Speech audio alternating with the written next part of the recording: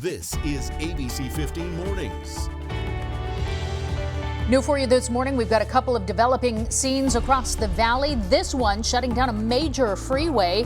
Just ahead, everything that we know so far in the areas you're going to want to avoid. And week 3 kicks off in just a few hours. What the Cardinals need to do to move to 3-0. Also giving you a live look in Tempe at this hour. There is some rain expected in the valley. I'm tracking it with those Futurecast models in that most accurate forecast so that you can plan ahead for your Sunday ahead as we round out the weekend. And we're so glad you're starting it here with us. I'm Nohelani Graff. And I'm Mark Thompson. Some areas seeing a little bit of rain out there this morning. So is it going to continue throughout the day? Yeah, I think it's going to be one of those hit or miss kind of days. You might get some or you might stay bone dry all day. It's going to be really spotty, a lot of pockets. So let's get into that most accurate forecast now so I can show you what's happening outside at this very moment. Radar is showing us a big storm system sitting off to our east. So areas like Ahwatukee Foothills, Queen Creek, all getting just a couple of sprinkles this morning. No big downpours out there, but you can see those darker colors, that orange area. Those are some heavy downpour pockets moving through Canyon Lake, Apache Lake, stretching into the Roosevelt Lake area, and then further east in areas like Snowflake, Heber, Show Low getting some rain, Young also getting rain at this hour. So we're going to continue to watch this and see. It's moving very slowly. It's just kind of been sitting put for the last 2 hours. So we'll see as that moves into the valley. However, we do want you to stay weather aware that if a storm system does start to move into the valley and you are one of the areas that gets hit, we do have a moderate risk for strong winds, blowing dust, heavy downpours, and that could lead to flooding in some areas, especially those burn scar areas. So just stay weather aware. We are definitely going to be cooler today with a high of 84 degrees thanks to those morning storm chances and the cloud cover that's going to stick around all day long. About 10 degrees cooler than it was yesterday. So a nice change, at least as far as that's concerned. I'm going to talk more about those rain chances, though, coming up in that full, most accurate forecast. All right, no, hey, thank you. And breaking this morning, one person is dead following a rollover crash on the I-17. This is just south of 7th Street. It happened about an hour ago. Right now, the 17 is shut down while crews investigate. It is unclear what time things will reopen, but we're going to keep an eye on it and we're going to let you know as soon as it all reopens. Also, we've been tracking breaking news right here on ABC 15 Mornings. This is a live look at downtown Phoenix near 3rd Avenue and Jackson Street. You see the crime scene tape is up. They've actually moved it back further now. Several police cars on scene, and this is actually right outside the county attorney building. Our crew on scene also telling us that they spotted more police just down the street at 9th Street and Jackson. So they're panning over live right now just so you can see in reference to where this is happening. So he's at 3rd and now we're taking a look down towards 9th with more flashing lights. Right now we don't know if these scenes are connected, if it's just coincidence. We're working on our sources and working to get you more information from Phoenix Police, and we'll pass it along as soon as we learn more. Well, happening today, the family of a missing Arizona geologist will speak out, giving their thoughts on the investigation into their son's disappearance. Daniel Robinson disappeared from a remote job site 3 months ago. A police report showing that he told his family that he was in love with a girl he, quote, barely knew. And some photos from his Instagram account, they were actually deleted after he went missing. While it's still not clear what happened, his family says that the search didn't move quickly enough, saying that they plan to speak about what they're calling a, quote, failure by the Buckeye Police Department to act swiftly with their investigation. A rescue on South Mountain. Firefighters tell us they rescued an injured hiker on Saturday. The man slipped and fell 6 feet, fracturing his leg and his hip. Crews from several departments helping him off the mountain using a flight basket on a helicopter. He was rushed to the hospital. We don't have an update on his condition just yet. Also, we do have a tragic update to share with you this morning. A 3-year-old who was pulled from a backyard pool on Friday has passed away. This happened near Cooper and Pecos. It's still not clear how long that child was underwater or if any adults were around, and we do know that the pool did not appear to have a fence. Michael Jordan's oldest son spending some time in the Scottsdale jail this weekend. He's accused of assaulting hospital staff. Scottsdale police say that Jeffrey Jordan was at Casa Amigos in Old Town Friday night when he slipped and cut his head. Officers called paramedics who took him to the hospital. We're told that he assaulted staff members while being treated there. Police didn't provide any further details, but right now the 32-year-old is not charged with anything at the moment. The county attorney's office will be reviewing the case and determining if charges are warranted. Honoring a beloved Phoenix ambassador, vigil held for Hans Hughes last night near First Street and Fillmore. He did pass away earlier this week, 1 month after he was hit by a drunk driver. ABC 15's Luz Delia Caballero was at the emotional gathering and has more on how the community is remembering a man that they call a hero. There wasn't a dry eye in the room. Hughes' father, siblings, and loved ones talking about their hero and handing out sunflowers like this one because they were his favorite. This is the party I planned or I imagined for Hans when he recovered. Hughes' sister Hannah having a hard time getting the words out. I was his sidekick. I was inseparable from him. Still in shock that her brother is gone. He was honest, real, and genuine with each soul he touched. Hannah tells ABC 15 1 week ago, doctors were hopeful her brother would make a full recovery. But she says last weekend, the unexpected happened. He had multiple cardiac arrests, leading to no hope of recovery without life support. Heartbroken. Corinne Maxwell met Hughes 4 years ago and says she still doesn't feel like this is real. He knew no strangers. He went above and beyond. He just had a heart of gold. Hughes was a downtown Phoenix ambassador for the last 12 years. RJ Price worked with Hughes for over a decade. He really was sort of the poster child for the ambassador program and really what it is to be a downtowner. He says Hughes embodied the definition of selflessness and love. Anytime I asked him how he was doing, he'd say, "It's another beautiful day in downtown Phoenix," in this baritone, deep voice. Lisa Banish tells us she remembers Hughes as downtown's beacon of light. No matter who he's around, he lit up the room, made them feel special. You could only be so lucky as to meet someone like Hans. And now he is celebrated for everything he represents. We met him for a moment, or a lifetime. He was just such a good person. He always left an impression. A true icon for the downtown community. Everybody keeps saying, you know, you describe Hans, and I'm like, there's no way, he's just Hans. What an incredible, rare, unique individual he was. Always remembered, never forgotten. What a legendary champ. We love him so much. Luz Delia Caballero, ABC 15, Arizona. All right, we want to turn to the coronavirus now. Starting this weekend, vaccine boosters, they are available at certain pharmacies like CVS and Walgreens. In fact, in Pima County, officials with the health department there say that they hope to start distributing those boosters on Monday. Pima County saying that they're going to need about 100,000 booster shots each month, though, through January if they're going to cover everybody who is eligible. So now that those boosters are available, how many nationwide are actually rolling up their sleeves? Yeah, health officials, they are now worried as the number of Americans getting their first and second doses of the vaccine are declining. Here's ABC's Ty Hernandez with the very latest. 75% of eligible Americans have now received at least one shot of the COVID-19 vaccine, but vaccination rates have declined by 37% over the past 3 weeks. The reason we're seeing lots of people in hospitals and still more than 1,000, more than 1,500 deaths every day in this country is because there are so many people who are not yet vaccinated. The push is on to encourage the 70 million eligible Americans who still have not been vaccinated to roll up their sleeves.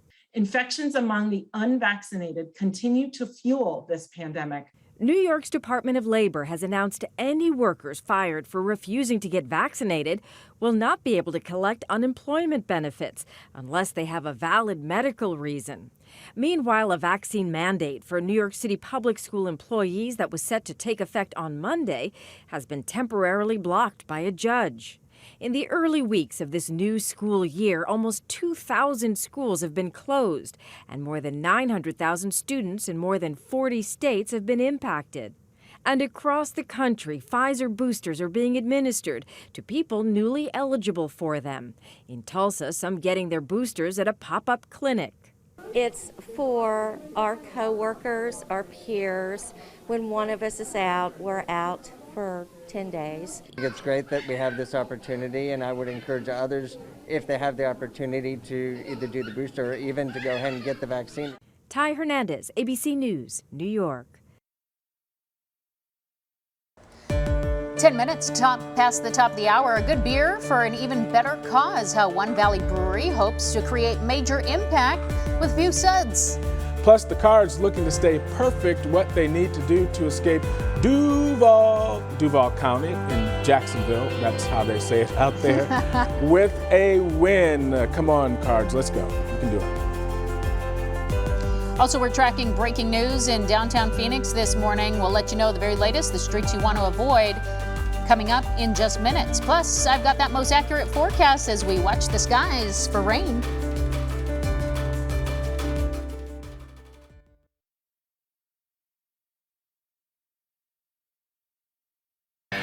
The Cards, they are back in action today, taking on the Jaguars in Jacksonville. With the win, they'll be 3-0 for the first time since 2015 when they went to the NFC Championship game. ABC 15 Sports Director Craig Fouey shows us what it'll take to stay unbeaten.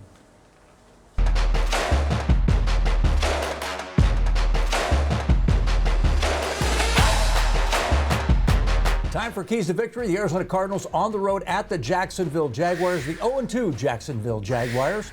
Key number one, pressure Trevor Lawrence. The rookie quarterback is 0-2 as a starter. Let J.J. Watt and Chandler Jones get after him, pressure the quarterback. Number two, Kyler Murray. Let Kyler do Kyler things. Yes. He threw for 400 yards last week against the Vikings. He'll do better against the Jaguars. Not so great defense. And number three, the Cardinals offense needs to run right at the best player on the Jaguars, and that's linebacker Miles Jack. Do that with James Conner and Chase Edmonds, you got to win in week 3. Cardinals win this one easily. Let's hope it's an easy win. The Cards 7.5 favorites right now against the Jaguars. That team, they're still trying to put everything together.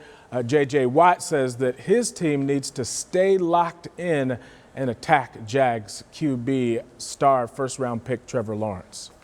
Number one pick in the draft, and you win all those things. And I mean, national champion. He's got an incredible pedigree. He's an incredible talent. So we want to make sure that we do our job and just focus and make sure that we do our job right. Yeah, kickoff is at 10. The Cards, not the only team in the Valley playing well right now. The Phoenix Mercury on a quest for a 4th championship. Today, round 2 of the playoffs. After a thrilling 1-point victory over New York, the Mercury, they're now in Seattle, ready to face the Storm. Tip-off is in just a few hours at noon. You can catch that action right here on ABC 15. To that most accurate forecast now, it's definitely going to be conducive weather to watching TV today. As we track rain chances, it's still going to stay cloudy all day long, and that is a certainty. Live view from our Mayo Cam this morning, and you can see Paez do a peek in the background. Lots of cloud cover, some dark clouds out there as well. So right now, we're not getting heavy amounts of rain in the valley. We're actually just watching this system that's off to our east that's really just kind of been sitting and staying put, not having the movement that the models were originally showing, but we are showing just some light sprinkles in areas like Mesa, Queen Creek this morning south of there. Some areas of South Chandler might get a sprinkle or two at this time. Ahwatukee foothills as well, but it looks light right now. Futurecast is showing us this is the system that it thinks is moving through right now, and that's clearly not the case. So what it does think is going to happen is that should continue to sit over the valley and then start pushing to the northwest corners of the valley right around noon, and then Prescott gets it, and then further to the north from there, and then more storms fire up later today around 4 o'clock to our east. Areas like Globe could get some heavy downpours, areas like Casa Grande as well, and then that might kick into the valley later this evening in the 8 o'clock hour, and then overnight we do look to dry out. Temperatures right now, though, are benefiting from that cloud cover one way or another because we're in the low 70s across most of the valley. In fact, Queen Creek has dipped another couple of degrees. Now it's 67 degrees. We're at 69 in Apache Junction. Junction, so a really cool start to the day out in the southeastern portion of the valley. We're at 75 in Scottsdale, Tempe, Levine, Surprise, Goodyear, even Buckeye is in the mid-70s this morning. So we're going to actually stay in the 70s for a good long time this afternoon. It is going to take us until noon to even make it out of the 70s. Our breezes are also going to stay moderate, right around 5 to 10 miles an hour through the afternoon. By 1 o'clock, we're still just at 82 degrees. So that forecast high today is in the mid-80s. We'll see a high of 84 in Fountain Hills, 86 in Queen Creek, 87 in Mesa and Tempe, 86 in Glendale, Peoria, Surprise, and Goodyear. Everybody running well below the average of 97 for this time of year.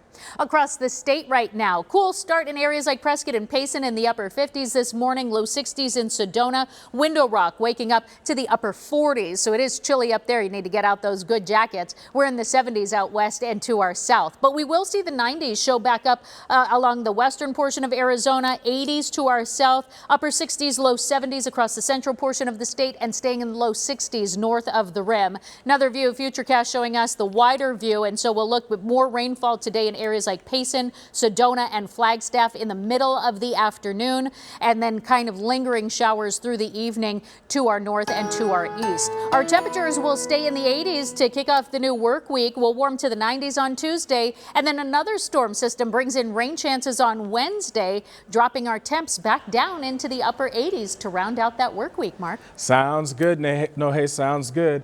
I think I could make a play there. Oh, they're probably going to pass interference. That's probably what I'm going to get. ASU getting back on track. Everything went as Coach Herm Edwards planned against Colorado. Sun Devils starting off Pac-12 play with a dominant 35-13 win, but things are only going to get tougher from here. ASU is headed to Los Angeles next week to face number 24 UCLA. The Bruins, yeah, whoever wins controls their destiny in the Pac-12 South. Now, the Wildcats, they didn't have much fun last night. They were huge underdogs Saturday, playing at number 3 Oregon, and they played well actually for 3 quarters. They had no hay on pins and needles here, only down 5 with about 10 minutes to go. Then the wheels fell off for that upset bid. The final score, 41-19. Wow, the Ducks went on a run there in the final moments. Arizona, their losing streak now stands at 16. You know, trying to keep the game fun for fans, at least for a little bit, right? Yep, exactly, making it close. All right, a train it derailed. We have the details, and we're going to hear from a passenger who was awakened by that crash. That's all ahead when we go over some of our national headlines this morning. But first, what are your retirement goals? We have an expert joining us this morning to show us how you can turn your dream into a reality. Waking up on this cloudy Sunday morning. Stay with us, Arizona.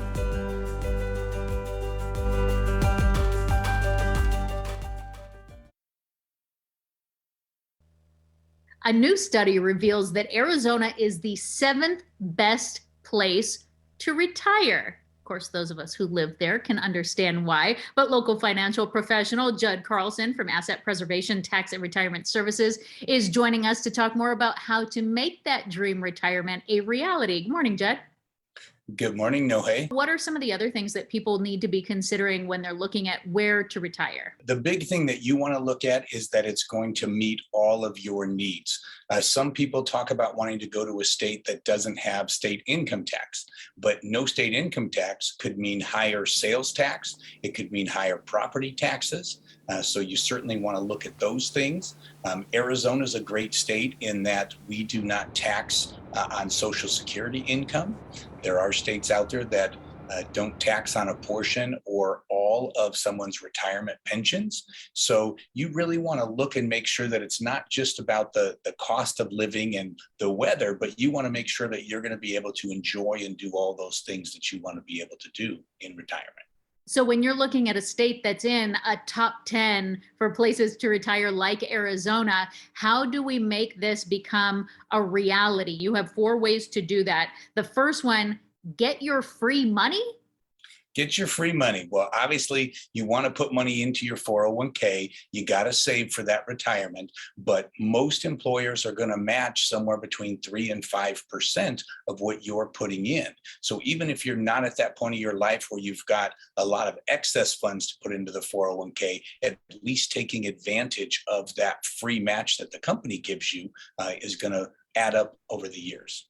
Number 2, automate contributions. What does that mean? You know, that's having the money go directly into the 401k from your paycheck or into your savings account from the paycheck. It's one of those things where kind of out of sight, out of mind. You also have the ability with most employers to set that up where it can increase over time. So maybe you don't notice it all at once. And then we certainly don't want to take 2 steps forward, 3 steps back. So avoid the penalties. That's right. So the money you're putting into these qualified plans, 401ks, Roth accounts, you do not want to touch that money before you get to 59 and a half or full retirement age there. Because what happens is not only do you have to pay income tax on the money that comes back out, but you're also going to pay a 10% IRS penalty for accessing those funds early. And number 4, this can be hard, but we got to focus on the goal and resist the urge to splurge. You want to live within your means. Don't expect to spend more money in retirement than you're spending while you're working and earning a paycheck. The other thing is, avoid bad debt. Obviously, mortgages, a number of people have a dream of have no mortgage in retirement. That's one of the few debts that you can carry with you, especially with as low as interest rates have been. But you want to stay away from credit card debt. And again, just, get yourself a comfortable, know what you're spending now, know what you're going to spend later on if you increase your travel or you go out to dinner more, just make sure that you've got a budget and a plan in place. And then last question for you, Judd. What if you realize that you're so close to retirement and you don't actually have enough money like you thought? What they've done for retirement is they've designed it where workers who are age 50 and over have the ability to make these catch-up provisions. So in your 401k, you can actually put in up to $26,000 per year. And in IRAs or Roth IRAs, you can put in up to $7,000. So, you want to tighten your belt a little bit there. Dollars will stretch a little further in retirement because you're not paying as much taxes. You're not contributing to Social Security and Medicare and all those things. But again, really it's about having that concise plan, knowing where you are, knowing where you want to be. And certainly the sooner that you can get the advice and get the help to get on track, the better. If I had known 10 years ago what I know now, the difference it would make. But that's what you guys are here for. Judd Carlson from Asset Preservation Tax and Retirement Services. Thank you as always for the guidance. Thank you, Noe.